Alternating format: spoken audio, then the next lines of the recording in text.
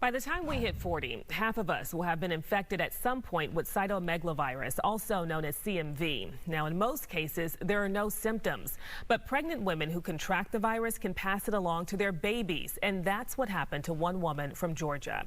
The Fox medical team's Beth Galvin has her story.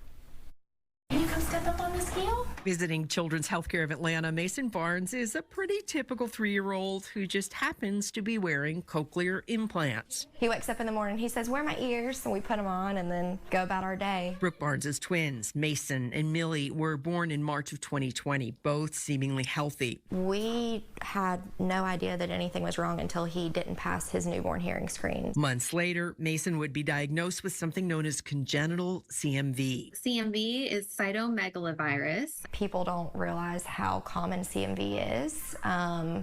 It's generally a cold, but if you're a pregnant mother, it can have really serious side effects to your baby. About 1 out of every 200 babies in the U.S. is born with congenital CMV. And Children's Healthcare ear, nose, and throat specialist Dr. Kristen Alfonso says hearing loss is common in children like Mason who were born with CMV. Some patients only have hearing loss on one side, some have both sides, some have mild hearing loss, and some have very severe hearing loss in which they are actually deaf. When Mason failed his newborn hearing test, his mom says their hospital didn't offer newborn tests for congenital CMV.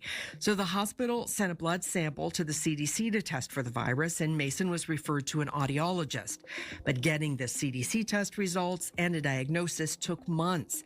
And Brooke says Mason's hearing loss seemed to worsen. And my theory is that he further developed the hearing loss from the time of being born to, us getting that official profound hearing loss diagnosis. There is an antiviral that can be given to newborns in their first month that may have helped prevent some of Mason's hearing loss, but... So he wasn't eligible for the antivirals because we didn't even find out that CMV was the cause of his hearing loss until about 3 months. To speed up the diagnosis of congenital CMV, the Georgia Department of Public Health is weighing requiring hospitals to provide targeted CMV screenings for all newborns who fail a hearing test. So whether or not they fail on the first or second try, then the goal would be that congenital CMV testing is then performed to see if a patient has that virus that could be causing the hearing loss. Brooke Barnes hopes that increased CMV testing will help other families get access not just to antivirals, but to early interventions that have helped Mason catch up to his hearing sisters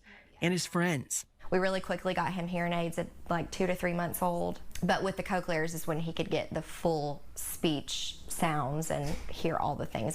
He can hear just as good as we can. Those are cool ears, man. Beth Galvin for the Fox medical team.